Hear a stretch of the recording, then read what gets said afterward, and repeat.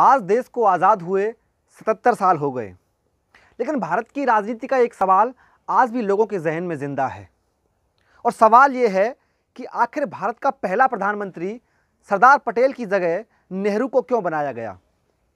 तारीख, इतिहास और लोग इस बात के जिंदा गवाह हैं कि अगर महात्मा गांधी ने कांग्रेस की अंदरूनी राजनीति में हस्तक्षेप ना किया होता तो पहली स्वतंत्र भारतीय सरकार के पहले प्रधानमंत्री नेहरू नहीं बल्कि सरदार वल्लभ भाई पटेल बने होते। सवाल यह भी है कि जब महात्मा गांधी 12 साल पहले ही कांग्रेस से इस्तीफा दे चुके थे तो कांग्रेस की अंदरूनी राजनीति में हस्तक्षेप क्यों कर रहे थे।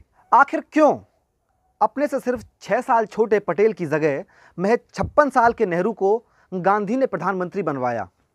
आखिर क्या वजह थी कि नेहरू के प्रधानमंत्री बनने पर डॉक्टर राजेंद्र प्रसाद को कहना पड़ा कि गांधी जी ने ग्लैमरस नेहरू के लिए अपने विश्वसनीय साथी का बलिदान किया है और अब मुझे डर है कि नेहरू अंग्रेजों के ही रास्ते पर आगे बढ़ेंगे। भारत की दिशा और दशा को बदल कर रख देने वाले इस फैसले के पीछे के कारणों को तलाशने के लिए हमें ब्रिटिश राज के अंतिम वर्षों की राजनीति और गांधी के साथ नेहरू और पटेल की रिश्तों की बारीकियों से जुड़े इतिहास के कुछ महत्वपूर्ण पन्ने टटोलने होंगे। जिस समय देश आज़ाद हुआ, आज़ादी मिली, देश बेहद नाजुक दौर से गुजर रहा था। जिन्ना की जिद थी कि देश के 2 टुकड़े किए जाएं और पाकिस्तान वाला हिस्सा उसको मिले। अंग्रेजी हुकूमत ने कांग्रेस को अंतरिम सरकार बनाने का निमंत्रण दिया और कांग्रेस चाहती थी कि देश की कमान 56 साल के नेहरू की बजाय 71 साल के पटेल के हाथों में दी जाए, क्योंकि वो पटेल ही थे जो जिन्ना से बेहतर मोलभाव कर सकते थे। लेकिन फिर भी गांधी ने नेहरू को चुना। 15 अगस्त 1947 की तारीख देश की आज़ादी के लिए मुकर्रर कर दी गई, लेकिन उससे 1 साल पहले ही ब्रिटेन ने भारत के हाथों में सत्ता को सौंप दिया था। अंतरिम सरकार का गठन किया जाना था। तय हुआ कि कांग्रेस का अध्यक्ष ही प्रधानमंत्री बनेगा। उस वक्त कांग्रेस अध्यक्ष की कुर्सी पर मौलाना अब्दुल कलाम आज़ाद बैठे थे और उन्हें यह पद संभालते हुए 6 साल बीत चुके थे। जाहिर सी बात थी कि अब जाने का वक्त आ चुका था। महात्मा गांधी कांग्रेस की कमान नेहरू के हाथ में देने का मन बना चुके थे। 20 अप्रैल 1946 को उन्होंने मौलाना को पत्र लिखकर कहा कि वो एक वक्तव्य जारी करें कि अब वह अध्यक्ष पर नहीं बने रहना चाहते हैं।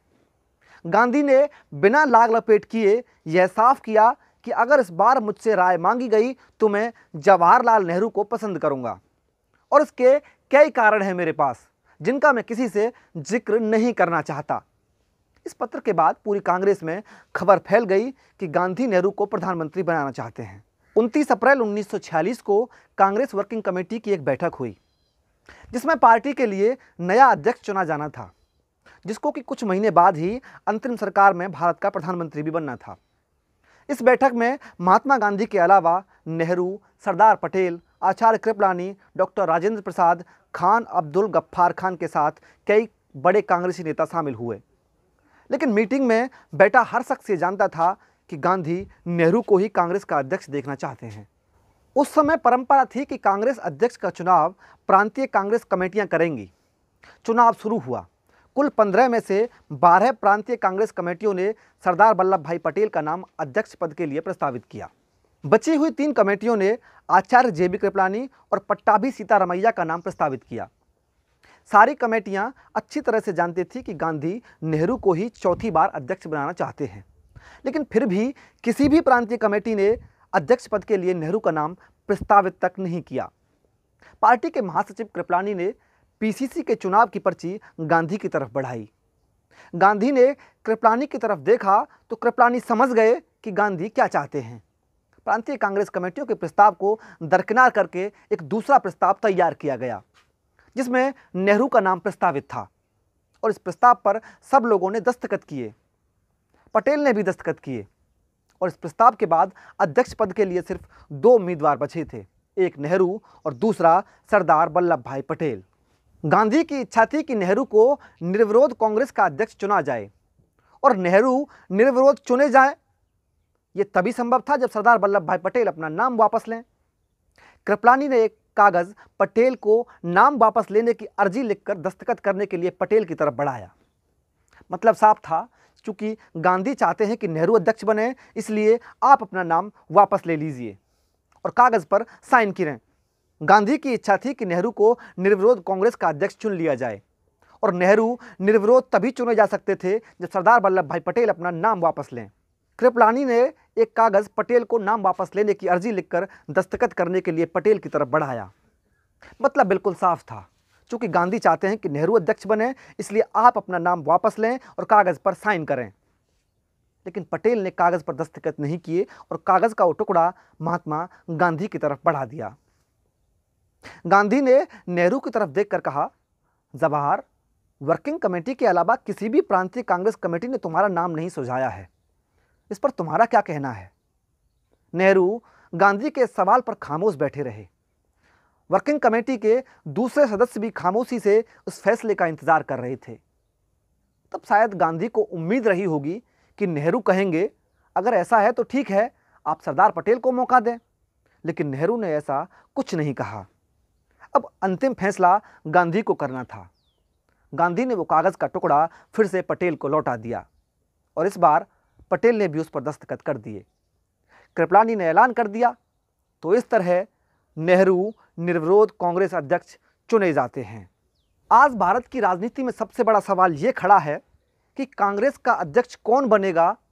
ये फैसला एक ऐसा आदमी कर रहा था जो खुद 12 साल पहले ही कांग्रेस की प्राथमिक सदस्यता से इस्तीफा दे चुका था। लेकिन उस वक्त कांग्रेसियों के लिए ये कोई बड़ी बात नहीं थी, क्योंकि साल 1929, साल 1936, 1939 के बाद ये चौथा मौका था जब पटेल ने गांधी के कहने पर अध्यक्ष पद से अपना नामांकन वापस लिया था। लेकिन इस बार बात सिर्फ अध्यक्ष पद की नहीं थी। फैसला ये था कि कांग्रेस का अध्यक्ष ही अंतरिम सरकार का प्रधानमंत्री बनेगा। डॉक्टर राजेंद्र प्रसाद ने कहा कि गांधी जी ने ग्लैमरस नेहरू के लिए अपने विश्वसनीय साथी का बलिदान कर दिया है और अब मुझे डर है कि नेहरू अंग्रेजों के रास्ते पर आगे बढ़ेंगे। राजेंद्र प्रसाद की प्रतिक्रिया पर गांधी ने कहा कि नेहरू आने वाली ढेरों समस्याओं का सामना करने के लिए खुद को तैयार कर चुके हैं। गांधी मौलाना अबुल कलाम आज़ाद को लिखे अपने पत्र में पहले ही स्पष्ट कर चुके थे कि उनके पास नेहरू को अध्यक्ष बनाने के कई कारण हैं और उन कारणों का वो किसी से जिक्र नहीं करना चाहते हैं।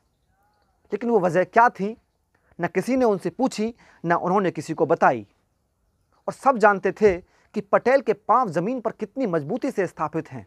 वो जिन्ना जैसे लोगों से उन्हीं की जुबान में बात कर सकते हैं, मोल भाव कर सकते हैं। लेकिन कांग्रेस के किसी नेता में इतनी हिम्मत नहीं थी कि वह गांधी से पूछ पाए कि सरदार पटेल जैसे योग्य नेता को छोड़कर आपने नेहरू को कैसे चुन लिया। लेकिन पत्रकार दुर्गादास ने यह सवाल जब गांधी से पूछा तो गांधी ने माना कि बतौर कांग्रेस अध्यक्ष पटेल एक बेहतर नेगोशिएटर और ऑर्गेनाइजर हो सकते हैं, लेकिन उन्हें लगता है कि सरकार का नेतृत्व तो नेहरू को ही करना चाहिए। दुर्गादास ने पूछा कि आप ये वाले गुण पटेल में क्यों नहीं देख पाते हैं? तो गांधी ने कहा, जवाहर हमारे कैंप का अकेला अंग्रेज है।